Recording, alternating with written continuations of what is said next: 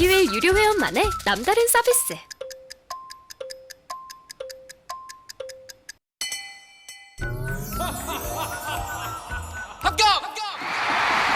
합격하고 돈도 받는 혜택. 오직 에듀윌 유료 회원에게만. 에듀윌. 무료 합격!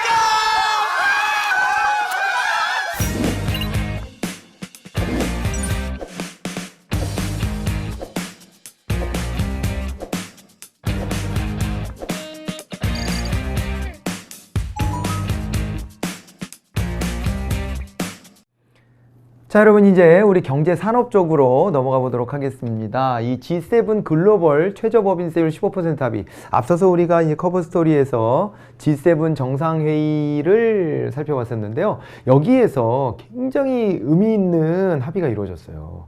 이게요, 법인세율이 유의미하게 낮은 국가에 대해서 세율을 올리게 함으로써 구글, 애플 등 글로벌 기업의 조세 회피를 차단하는 게 목적이다. 이렇게 되어 있거든요. 이거 주목해서 보셔야 됩니다. 이게 지금 보면은요, 이 각 국가가 걱정이 좀 있습니다. 그게 어떤 거냐면은요, 앞으로 증세를 하지 않으면 그 국가의 어떤 재정 상황을 견디기가 힘든 지금 시국이거든요. 그게 이제 왜 그러냐면 이 팬데믹 상황에서 이 확대 재정 정책을 많이 써서 이제 재정 지출이 많고 또 그로 인해 가지고 재정 적자가 또 이제 누적되고 있는 면도 있고요. 그리고 말씀드렸던 것처럼 앞으로 향후 장기적으로 보면은 이게 소비 여력을 가계 구성원들한테 확보를 계속 해주지 못하면 그게 기본소득이든 아니든 간에 어찌됐거나 그 형태가 무엇이든 간에 소비 여력을 계속 확보해주지 못하면은 이 국가 운영을 하기가 매우 힘들어질 거거든요. 예, 그 일자리는 계속 이제 축소될 거고, 이런 부분에 있어서 정부가 뭔가 새로운 세입원을 찾아내지 못하면은 안 되겠구나. 이런 이제 상황입니다. 새로운 세입원을 찾아야 되는데, 이거 보니까요, 이게 이제 법인세율을 특정 국가들 같은 데가 유의미하게 낮게 이렇게 책정을 해가지고 이 글로벌 기업들이 말입니다. 자꾸만 이제 조세 회피처로 도망을 가버려요. 조세 회피처로 도망을 가서 거기에서 이제 본사를 두고 사업을 영위하고, 근데 거기에서 사람 구하고 뭐 하긴 어려우니까 페이퍼 컴퍼니 같은 걸 만들어 가지고 글로 돈이 한번 거쳐서 오게 한다든가 이런 식으로 해가지고 세금을 이제 절감하는 이런 기법들을 쓴단 말이에요. 근데 이제 이런 것들을 방치해 놓고 있으면은 주요 국가들도 버틸 수가 없는 겁니다. 이제 더 이상. 그러면 이제 경쟁이 어떻게 가요? 우리나라로 오세요. 우리나라로 오면 법인세를 감면해 드리겠습니다. 이런 식으로 해가지고 자꾸만 이제 그쪽으로 땡겨가려고 하는 경쟁이 생길 거 아닙니까? 이러다 보면은 서로 못 버틴다. 이거는 안 되겠다 하는 거고요. 이것에 대한 신념을 특히 이 바이든 행정부가 크게 가지고 있어요. 그래서 바이든 대통령이 엄청 이걸 설득을 했대요. 그래가지고 사실은 이제 여기 합의된 15%보다도 더 높은 세율을 최저선으로 깔아야 된다. 이러고 막 주장을 했습니다만은 유럽 국가들이 이거 한 번에 너무 그렇게 가긴 좀 무리하지 않아요 해가지고 이게 이제 타협 지점으로 15%가 이제 절충 지점으로 이렇게 이제 나왔다고 합니다. 자, 그래서 이게 보니까 이게 이익률이 10% 이상인 글로벌 대기업에 대해서 이익의 일부는 매출이 발생한 국가에서 과세하도록 합의한 만큼 구글이나 페이스북 등은 이익의 일부를 실제 매출이 발생한 국가에 법인세로 납부해야 된다 이렇게 돼 있어요. 그러니까 기준도 이게 아까 말씀드렸다시피 이 페이퍼 컴퍼니 같은 거 만들어서 거길 한번 이렇게 스치고 오면 세금을 엄청 절감하고 이렇게 되는 구조. 이거 잘못됐다. 너들이 이익을 본 국가에다 세금을 내라. 니네 매출이 발생한 데에다가 법인세를 내야 되는 거 아니냐. 그리고 그거는 우리가 합의를 하자. 최소 15%로. 이렇게 한 겁니다. 예, 그래가지고 요게 이제 G7에서는 일단 합의가 된 거예요. 그러면 그 다음 수순은 이제 G20 정도로 이제 확대를 해보는 거거든요. 우리가 G7에는 정식 멤버는 아니잖아요. 근데 G20에는 정식 멤버입니다. 그래서 이 G20을 포함해서 경제협력개발기구와 국제통화기금에서도 같은 합의가 이루어질 수 있도록 이제 노력하기로 한 거거든요. 그래서 만약 여기까지 이루어진다면 뭐 안 이루어질 가능성은 별로 없어요. 이루어질 겁니다. 미국이 특히나 주도하고 있고요. 봐보세요. 이거 다 미국 기업이잖아요. 구글, 페이스북 이런데. 그런데 자기네 이 저 국적을 가진 기업이지만은 이런 이제 기업들에게도 이렇게 해야 된다는 것이 미국의 이제 시각이기 때문에 이거 안 될 일이 없죠. 이 구글이나 페이스북 문제 때문에 골치 아파하는 것은 사실은 미국보다도 나머지 국가들이 더 그래요. 우리나라도 마찬가지입니다. 그죠? 그런 맥락에서 봤을 때 이것이 뭐 된다라고 보고 이게 된다면은 한국도 우리나라 기업도 이제 적용 대상이에요. 뭐 삼성전자라든가 현대기아차라든가 이런 데들 뭐 LG화학이라든가 이런 데들도 LG전자나 이런 데들 전부 다 글로벌 기업이잖아요. 하이닉스 반도체도 그렇고 뭐 글로벌 기업들이 많은데 이 우리나라도 이 글로벌 기업들이 많다 보니까는 여기에 한국도 적용 대상이 될 텐데 한국의 법인세율은 지방세 포함해서 어차피 17에서 27.5% 수준이다 이렇게 나와 있잖아요. 예, 그래서 글로벌 최저 법인세율보다 어차피 우리가 실제로도 높고요. 그래서 뭐 우리는 걱정할 거는 별로 없는 것 같다. 이렇게 이제 되고요. 다만 이제 우리나라 기업들, 글로벌 기업들이 외국에 나가서 활동할 때는 이제 이 법에 적용을 일정 부분 받겠죠. 근데 아무튼 우리나라에 들어와 있는 기업들에 대해서는 우리는 뭐 15%보다 밑에면은 이걸 또 바꾸기 위한 뭐 법안도 만들어야 되고 그러겠지만 지금 우리나라는 뭐 우리나라가 법을 바꿔야 되거나 이런 거는 없다. 뭐 그런 얘기가 나와 있다고 보시면 되겠습니다. 자, 그러면서 우리가 조세 피난처라고 하는 거 이게 도대체 뭐냐? 이거를 좀 알고 가시면 좋을 것 같은데 이거는 법인 소득의 상당 부분에 대해서 과세하지 않는 국가 또는 지역을 조세 회피처라고 합니다. 그렇게 하고요. 그래서 여기 보니까 세제상의 우대를 해준대요. 그리고 금융거래 전반에 대해서 철저하게 비밀까지 보장해준대요. 글로벌 기업이 조세 회피 수단으로 활용하고 있다 이런 거예요. 예전에 스위스가 이미지 되게 좋은데 안 좋은 이미지 하나 딱 있잖아요. 그게 뭐냐면 스위스의 이제 은행들이 자금을 유치하기 위해 가지고 묻지도 따지지도 않고 우리 은행에다 맡겨주세요. 그러면은 절대로 정보 제공 안 해줍니다. 이런 식으로 정보 제공을 딴 데도 안 해줍니다. 해가지고 검은 돈들이 막 스위스로 이렇게 들어가 있다. 이거 유명한 얘기 아닙니까? 그런 것과 유사하게 이제 이 비밀 보장해 줄 테니까 우리한테 오세요 이러면서 조세 회피처들이 그런 이제 혜택을 주는 겁니다. 그걸 통해서 자기네들은 경제적 이득을 얻으려고 하는 거죠. 이 텍스 파라다이스라는 개념도 있는데요. 완전 조세 회피 무세 지역이래요. 예. 그러면 여기는 원하는 게 다른 게 있겠죠. 근데 이게 거쳐가는 과정에서 거기서 파생되는 어떤 경제적 유발 효과 같은 것들을 원하는 거라 봐야 되고 텍스 쉘터 그래가지고 여기는 국외소득 면세국이 있다 이렇게 돼 있습니다. 그러니까 외국에서 소득 가지고 온 것은 우리는 뭐 안 묻겠다. 우리 안에서만 세금 좀 내라. 뭐 이렇게 하는 정도고 그 다음에 이제 텍스 리조트 이렇게 돼 있는데 특정 법인 또는 사업소득 면세국이다 이렇게 나와 있습니다. 자, 그래서 여기에 이제 조세 회피처 크게 세 가지 종류로 이렇게 나눠서 본다는 것도 한번 눈여겨봐 두시면 좋을 것 같습니다. 자, 그리고요 경기회복 효과로 1에서 4월 우리가 이제 상반기에 이제 1, 4분기를 넘어서서 4월까지 끊어봤네요. 이렇게 봤더니 국세가 34암조가 더 거쳤대요. 그렇습니다. 이게 이제 나중에 가서 이거를 털지 않고 그대로 놔두면요 세계 잉여금으로 남게 될 가능성이 많아요. 우리가 이제 재정에서 세계 잉여금이다 그러면 그러니까 우리가 세입 세출이라고 하죠. 일정 기간 동안 들어온 모든 돈과 나간 모든 돈 이거를 따져보는 건데 이 세계상으로 계상해 봤더니 여기에서 뭐가 됐다는 거예요? 세계상으로 봤을 때 그때 이제 그 세계상으로 잉여가 남았다는 겁니다. 그러니까 예측치잖아요. 우리가 이제 특히 세금이 들어오는 것은 예측치예요. 예측치. 그러니까 세입은 진짜 순전히 예측치입니다. 세출은 그래도 미리 여기다 이만큼 쓰세요 라고 하는 것들을 정해주는 거거든요. 그것도 물론 예정이긴 하지만은 그래도 예측치는 아니에요. 그런데 세입은 아예 예정되어 있으면서 예측치예요.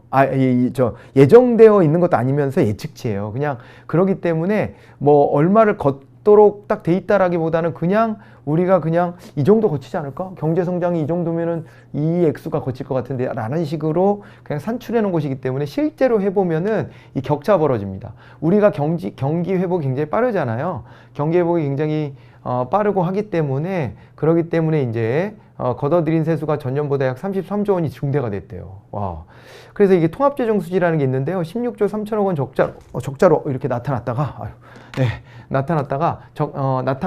나타났는데 적자폭이 적자긴 하지만 1년 전 같은 기간보다 27조 원이나 이제 감소했다 이런 거예요. 예, 감소를 했고 그 다음에 또 통합재정수지에서 국민연금, 고용보험 등 사회보장성 기금을 제외해 정부의 실질적인 재정 상태를 보여주는 관리재정수지라는 게 있는데 이것도 40조 4천억 원 적자였는데 적자폭이 지난해보다도 16조 1천억 원이 감소했다 이렇게 나타나 있어요. 자, 여기서 뭐 이제 지식을 하나 우리가 좀 얹고 간다면은 뭐가 있냐면 이제 통합재정수지라고 하는 게 있습니다. 통합재정수지다 그랬을 때는요, 이게 어떻게 차이가 나냐면 우리가 이제 1년 예산이다 라고 했을 때에는요, 1년 예산이다 그랬을 때는요, 중앙정부를 말하는 거고요. 중앙정부를 말하는 거고, 그리고 중앙정부의 회계만을 지칭하는 거예요. 중앙정부 회계인데 이 회계라고 하는 게 이제 뭐가 있냐면 일반 회계라고 하는 것과 그 다음에요, 특별회계라고 하는 게 있어요. 별도로 어떤 사업은 따로 장부를 만들 거예요. 이렇게 하면 이제 특별회계거든요. 이거를 합친 걸 1년 예산이라고 하는 겁니다. 그런데 통합재정수지다 그랬을 때는 통합재정수지는 어떻게 되냐면요. 얘는 통합재정수지는 실제로 우리나라에서 가용되고 있는 전체 자금 액수를 한번 따져보자. 이렇게 하는 겁니다. 그래서 여기 보면요, 중앙정부도 들어가고요. 그 다음에 이제 지방자치단체들 있죠. 지방정부의 예산까지 전부 다 포함이 돼요. 중앙과 지방정부의 예산이 포함되고요. 그 다음에 이제 회계만 따지는 게 아니라 회계에다가 플러스 여기다가요, 기금까지도 다 포함이 돼요. 기금까지도 이제 포함이 돼서 뭐라고 얘기를 하냐면요, 이걸 이제 비금융 공공부문이다 이렇게 얘기를 하거든요. 비금융 공공부문에 관련해서는 전부 다 이제 합산을 해가지고 이렇게 계산을 한다는 거예요. 이거 말고도 플러스 알파가 좀 있는데 너무 자세히 들어가면 또 여러분들이 괜히 머리만 복잡하니까 요 정도 큰 틀에서의 정리만 좀 해드려 볼게요. 자, 요걸 통합재정수지라고 합니다. 통합재정수지라 하고요. 이거는 이제 어디에서 이거를 고안했냐면 IMF 국제통화기금 있죠. 국제통화기금이라고 하는 요 이제 인터내셔널 머니터리 펀드 IMF에서 고안을 했고요. 여기서 권고해서 우리나라는 뭐 여기까지 알 필요는 없지만 1979년에 최초 도입을 해가지고요. 최초 도입을 해가지고 우리나라가 지금 1999년부터는 매월 이거를 발표하고 있어요. 월 단위로. 예, 그리고 이게 이제 통합재정수지입니다. 실제로 이제 우리나라에서 오고 가는 돈들, 이 정부에 의해서 오고 가는 돈들이 다 이 안에 담겨진다 이렇게 보시면 돼요. 자, 그래서 요 33조를 가지고 그래가지고 이제 재난지원금 주겠다 이렇게 하는 겁니다. 그 이제 논의 중인데 재난지원금에서 보면은 뭐 이제 하위 80%를 상대로 뭐 주내 만에 뭐 이런 얘기들 하고요. 뭐 카드 캐시백 뭐 얘기도 나오고 하는데 아무튼 요건 예고해 드렸으니까 다음 달에 이제 소개가 될 것 같고요. 자, 그리고요. 통합재정수지는 당해년도 일반회계, 특별회계, 기금을 모두 포괄한 수지다. 그래서 회계, 기금 간 내부 거래 및 차입, 채무상환 등 보전 거래를 제외한 이랬는데 이게 무슨 얘기냐면 중복분을 뺀다는 겁니다. 중복분. 서로 돈이 이렇게 왔다 갔다 할 수 있잖아요. 중앙정부도 지방정부에 지원을 해주거든요. 그러면은 그 지원해준 돈 정도는 좀 빼고 가야 되는 거 아니냐. 왜냐하면은 그러면 이중으로 계산이 되거든요. 중앙정부에서도 계상을 해서 넣고 지방정부 자기네 받아서 쓰는 돈이니까 또 넣고 이렇게 되면 이중 계산이죠. 그 중복분을 제외했다 그런 얘기입니다. 순수한 재정 수입에서 순수한 재정 지출을 차감한 수치를 의미한다라고 돼 있고요.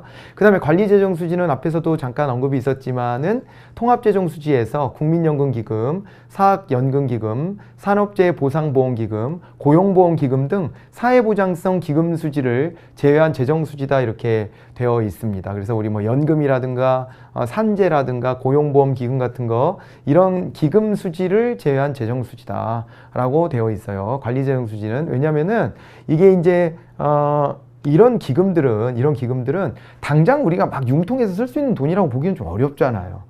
아니 그렇잖아요. 우리가 이 기금이라고 하는 거는 특정한 목적을 수행하기 위해서 따로 돈을 모아두는 거거든요. 그런 건데 그 따로 모아둔 돈을 갖다가 함부로 야 올해 좀 어디 써야 되겠다. 야 갖고 와봐. 그 털어서 다 써버리면 나중에 그런 목적에 부합하는 상황이 와야 될 때 그럴 때 이제 돈이 딸리는 이런 일들이 벌어진단 말이에요. 그래서 이제 그런 거를 방지하기 위해 가지고 어떻게 되냐면은 있잖아요. 요런 것들 이제 기금들은 또 이제 빼고 통합재정수지에서 그걸 빼고 관리재정수지를 따로 산출해서 보기도 한다는 거예요, 정부가. 자, 이제 그렇게 알아두시고 재정 건전성은 국가 채무를 적정 수준을 유지하며 채무 상환 능력이 있는 지속 가능한 재정 상태를 유지하는 것인데 우리나라가 이제 재정 준칙 같은 거를 만들 때 이게 이제 국가 채무 비중을 GDP 대비 60% 이내로 묶는 걸로 이렇게 하고 있고요. 지금 한 47% 수준 정도까지가 되어 있는 것으로 보여지는데, 이것도 뭐 누누이 말씀드렸지만 우리나라가 이 팬데믹 사태를 겪으면서도 이 재정 적자가 가장 좀 그래도 양호한 편이고, 그래서 이제 그 국가 채무 비율도 굉장히 좀 적은 편이고 뭐 그렇습니다. 그러면서도 이제 감염자 수라든가 아니면은 또 이제 감염돼서 사망한 사람의 숫자라든가 이런 것들이 이제 아주 소국을 제외하고 보면은 가장 우세요. 예, 가장 우상한 사실이에요. 지금도 막 500명, 600명씩 걸리고 있는 것은 우리는 되게 불안하지만은 외국에 비했을 때보다 가장 잘 관리가 돼서 외국에서 우리나라를 평가할 때 맨날 그 얘기를 하고 있고, 그리고 또 뭐 대만이나 뉴질랜드 괜찮았었다라 그랬었잖아요. 막 완전 봉쇄를 해가지고. 근데 그 나라들이 지금 난리가 나고 있어요. 예, 그래서 그런 걸 보면은 우리가 아무튼 아직까지는 그래도 잘 관리하고 있고, 이 국민들이 또 정부와 보조를 맞춰서 열심히 노력해가지고 이렇게 이제 성과를 내고 있는 것으로 보여지기는 합니다. 그래서 그 덕분에 이게 미친 듯이 확산되는 것은 막았기 때문에, 그렇기 때문에 사실은 이제 타격도 좀 덜 받는 거죠. 그러니까 이제 재정 적자 이런 것들도 관리가 좀 되고, 그래서 부채 비율도 좀 관리가 되는 그런 이제 수준에 있다, 이렇게 볼 수가 있을 겁니다. 이제 그런 부분들을 확인해 볼 수가 있고요.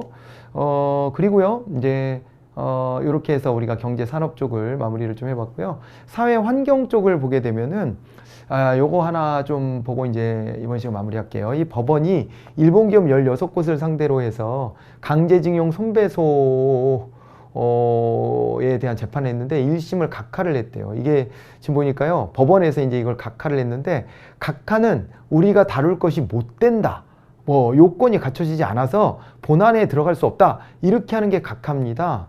근데 이게 뭐냐면 서울중앙지법 민사합의 34부예요. 민사재판부죠. 서울중앙지법이다 이렇게 돼 있으면은 이거는 뭐냐면요, 지방법원이에요.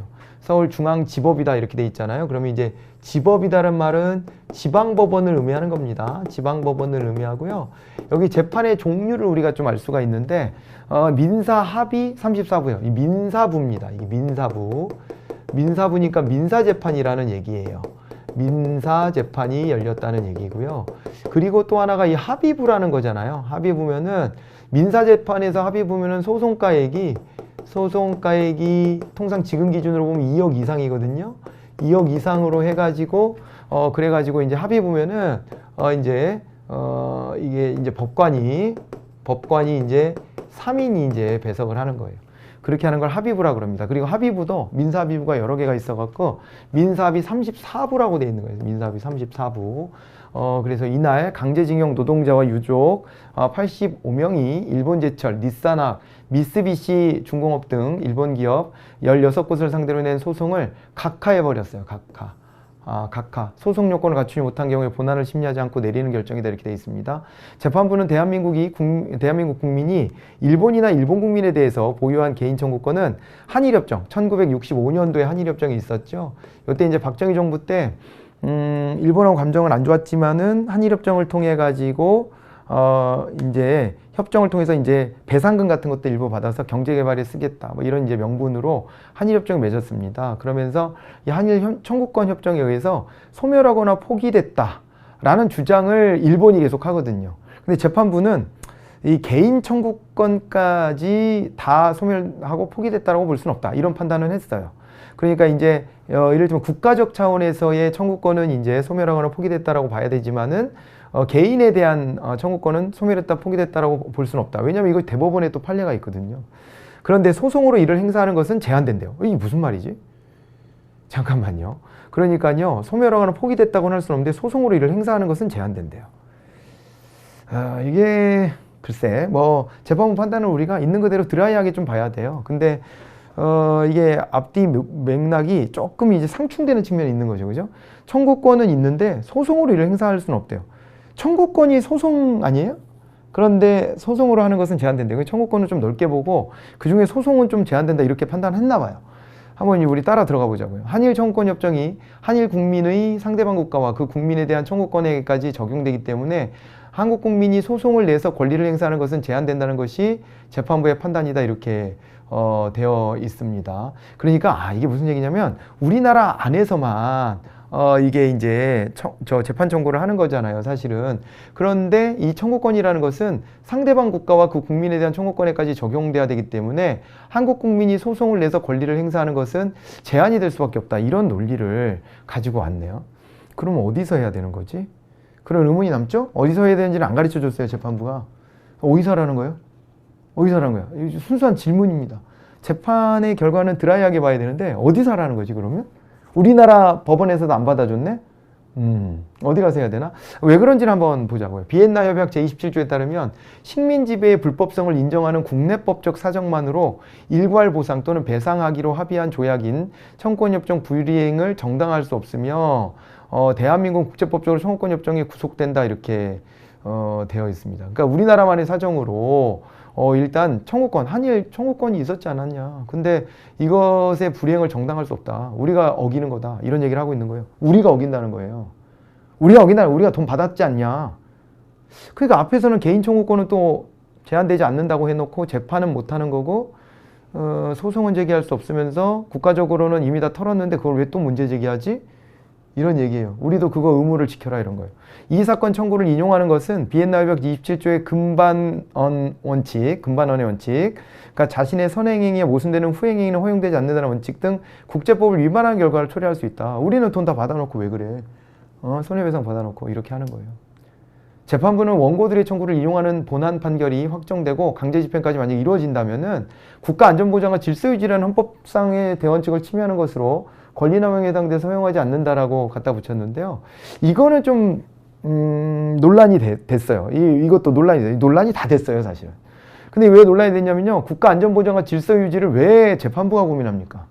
자기가 고민할 일이에요, 이거? 법과 양심에 따라 재판하면 돼요. 자기 사안만 갖고 보면 돼요. 갑자기 국가안전보장 질서유지를 끌고 나갔죠. 이건 정치가 판단할 영역이에요. 정치가 판단해야 될 영역은 국민적 합의가 필요한 부분이지 일개 재판부가 국가안전보장 질서유지에 반할 수 있기 때문에 난 걱정돼서 이거 못 받아주겠다 이렇게 할 권한은 없어요. 판사가 뭔데? 이런 판단합니까? 이거는 잘못된 거예요. 잘못된 건 잘못됐다라고 말해야 될 것 같아서 말씀드리는 거예요. 저는 드라이하게 말씀드리려고 최선을 다하고 있어요. 지금 그러고 있고 제 감정이 안 실리려고 노력하는데 왜 이런 얘기를 하는지를 납득이 안 가요. 사실은 이건 월권일 수 있어요. 이건 진짜 이게 권리남용에 해당한다라고 판단한 것은 법원은 원래 이런 얘기는 많이 해요. 민사에서 권리남용 금지와 그 다음에 또 이제 또 신의성실 원칙이라는 것은 있거든요. 국제법적으로도 이건 받아들여져야 돼요. 그런데 갑자기 국가안전보장 질서 유지를 지금 판단해달라고 누구도 요구하지 않았거든요. 그런데 물론 뭐 이걸 해석하기에 따라서는 이러면 일본하고 관계가 틀어지니까는 이런 게 문제가 되지 않냐 그럴 수도 있는데 일본하고 뭐가 안전보장하고 질서유지가 뭐가 문제가 될까? 그렇게까지 가려면 일본하고 관계가 틀어져서 한미일 동맹의 균열이 오고 한미일 동맹의 균형이 오면 북한의 위협을 어떻게 대응할래? 이 얘기까지 해야 되거든요. 이거 판사가 여기까지 생각해야 되는 건지는 잘 모르겠어요. 저는 동의는 안 돼요. 이거는 왜 자기가 여기까지 판단하는지는 잘 모르겠어요. 그리고 한미일 동맹이라고 하는 것은 정치적인 논쟁의 한 대상이에요. 한미 동맹에 대해서는 정치적 논쟁이 없어요, 우리나라에. 근데 한미일 동맹에서 일본을 끼워서 보는 이 관점에 대해서 어디까지 받아들이고 어디까지 견제해야 될지에 대해서 논쟁이 있잖아요. 예. 근데 이거 뇌피셜이 거기까지 가 있는 거예요. 그러지 않으면 이런 얘기를 할 수가 없어요. 이 판단이 왜 국가의 안전보장을 해친다고 하겠어요, 이게. 이번 판결은 일본 제철이 강제동원 피해자에게 1억 원씩 배상하라고 한 지난 2018년 대법원의 확정 판결이 있었단 말이에요. 근데 이걸 청구했더니 이걸 각하했단 말이에요. 정면으로 뒤집었어요. 그리고요, 자, 판례는 물론 우리나라는 판례법을 본질적으로 인정하지 않기 때문에 판례는 뒤집을 수 있어요. 이건 이제 대법원에 가서 다시 이제 논의가 되면 되는 거죠. 뭐. 그렇긴 한데 재판부는 한 발 더 나가서 한일협정으로 얻은 외화는 이른바 한강의 기적이라고 평가되는 세계경제사의 눈부신 경제성장에 큰 기여를 했다. 이것도 봐봐요. 자기가 이 평가를 왜 하냐고요, 지금. 왜 이걸 하냐고요. 이게 진짜로 한일협정을 얻은 외화를 가지고 이 결과를 이뤄낸 거 맞아요? 이거 논리적으로 X가 Y에 영향을 준 거 맞습니까, 이거? 이게 회귀분석이라고 하는 거예요, 이 기법이. 이게 원인이고요. 이게 결과거든요. 이거에 대해서요 100%예요. 이거 지금 이거 왔다는 것은 자기 뇌피셜이잖아요. 재판을 이렇게 하면 쓰나 한강의 기적이라고 평가되는 세계경제 눈부신 경제 성장이 왜 한일협정으로 얻은 외화로 기인했다라고 평가를 하는 거냐고요. 요거만으로 된 것도 아니고 요게 있었더라도 아주 일부분일 거 아닙니까? 응? 이런 얘기를 왜 하냐? 그러니까 이런 얘기가 나오는 거예요. 일본 우익의 주장 아니냐 이게. 판사가 판결을 해야지. 왜 이런 걸 하고 있냐? 라고 비판받는 거예요. 응? 됐죠? 예, 그래서 이거는 좀 모르겠어요. 이거는 모르겠어요. 거의 그렇게만 말할게요, 저는.